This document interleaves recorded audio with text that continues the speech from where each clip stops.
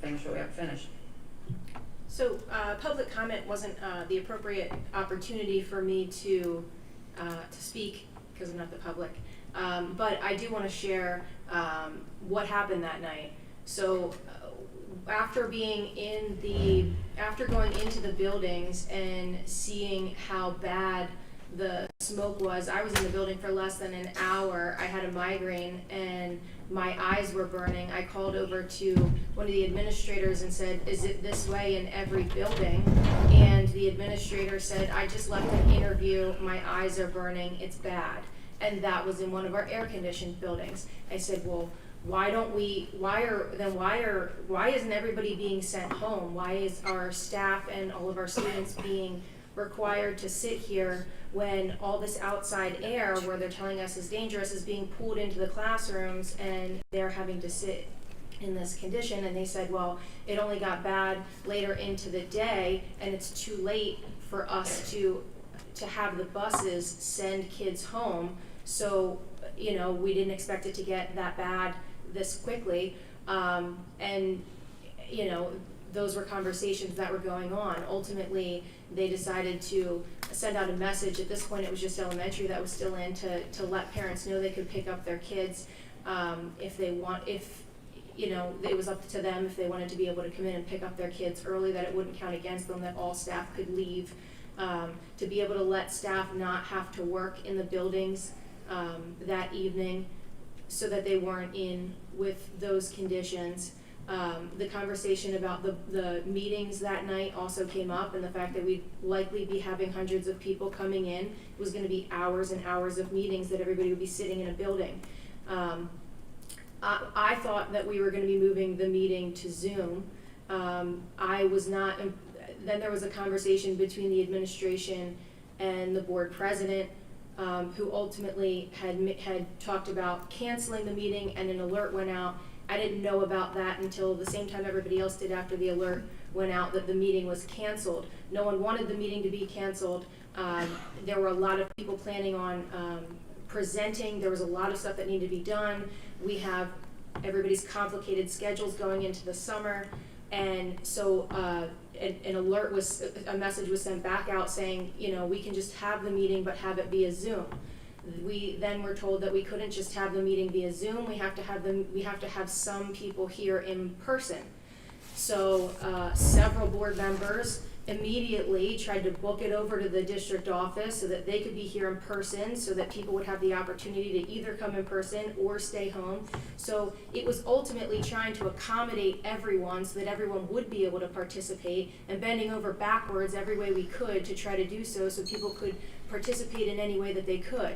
But ultimately, because all these hurdles were happening at the last minute, as these changes kept happening and as things kept becoming a concern, we were concerned that the inability to communicate all of those things might have made people miss it and not be able to participate, who would have been able to participate or would have liked to participate.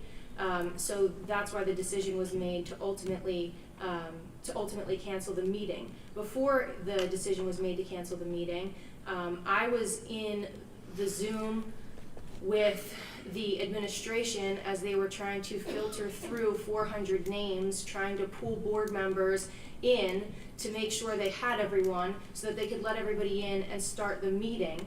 Dave was on his way over along with several other board members. They were trying to get into the building so that they could Zoom in from inside the building. So we were waiting for them to be able to get in and into the Zoom so that we could start the meeting. So many of them were in the parking lot and trying to get in. Our security was told that we weren't going to be having people in. Then communication had to go to security letting them know that people were going to be allowed in. All of this was happening in real time. So I'm talking to security, trying to make sure that they're aware so the board members can get into the building and to Zoom. I'm on the Zoom talking to the administration so that as they're filtering through, trying to pull everybody into the meeting. A few board members were in. There were no conversations about any board business in there at all. But what kept happening is one board member read the same speech 3 times. I think they just wanted an apology. Well, I'm trying, no, they wanted to know what happened. I'm explaining, This is as I'm long as the explaining Zoom. what happened. So can anyone, like, do you have to do this every single time? Let me speak. Well, while you're arguing with Ron, I want to point out that I didn't read a speech. No, it's not, it's, Mrs. Cullen, you can respond afterwards. we had many emails that said, what is going on? She's explaining it. Three I different. will explain it in a minute. Okay. 3 different times, while the only audience is a couple board members and the administration and some people from Site Logic who are going to be presenting first that were brought in.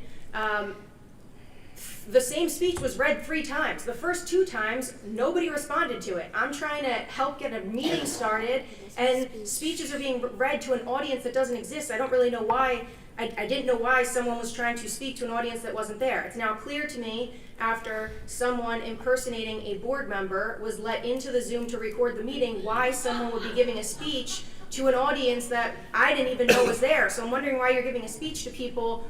And so yes, after the 3rd time, my reaction is, what, like, no one cares about what you're talking about. We're trying to start a meeting, and I didn't understand why you were giving a speech when no one was there. I understand that the reaction seemed significant, but after you've had someone read a speech to you 3 times before a meeting's even started, well, like, instead of trying to make yourself sound good, roll up your sleeves and help out. We're trying to get things started, and instead of trying to just use the moment to try to promote yourself, why don't you say, hey, how can I help? We're trying to communicate with the public. We're trying to get things set up and get things moving. I will tell you how I tried to help now that that tirade is over.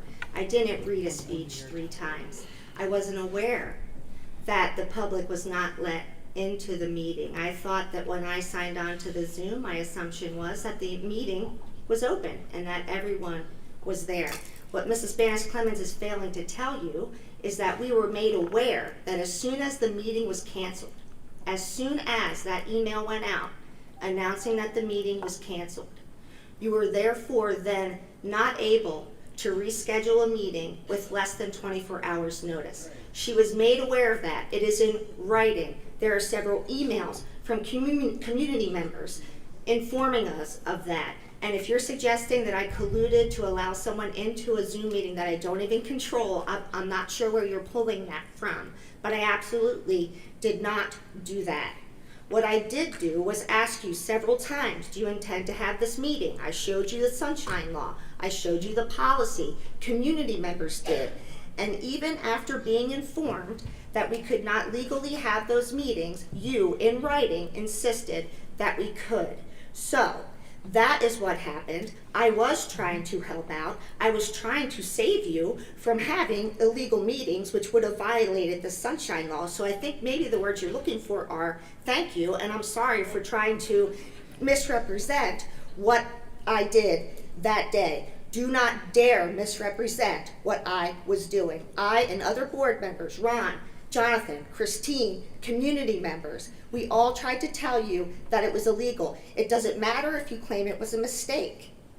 Once the announcement went out, legally you could not then reschedule those meetings, so you needed to just suck it up, admit that you couldn't have them, and do that. But instead, you're trying to tell the public that I don't want to be helpful, that I just want to make myself look good. That's not what I want to do. I want to comply with the law.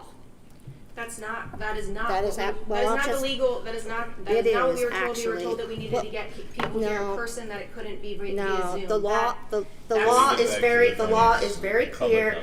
It says that you cannot, once a meeting is canceled, you may not reschedule a meeting without 24 hours notice, and it was shown to you in screenshots of the policy and the law, and I'm trying to find the emails where it was sent to you. So don't deny it. Could we maybe agree that, I think we've conveyed There was no committee meeting. to the community, there was a lot of confusion, but it was not malicious. I don't think what happened once it started matters. Well, nothing I do was think there was malicious until different- Megan just accused I me think there was of different wanting advice to do possibly something I from the didn't solicitor, do. but the point is, we all apologize that it happened to the whole community. Nope. I think what happened once the Zoom call started No, they is didn't. I made a less statement. relevant than why the I made a community statement had at to the wait. beginning of the not meeting that did not occur because it was not. So we all understand. We're moving to public comment. Thank you. Okay.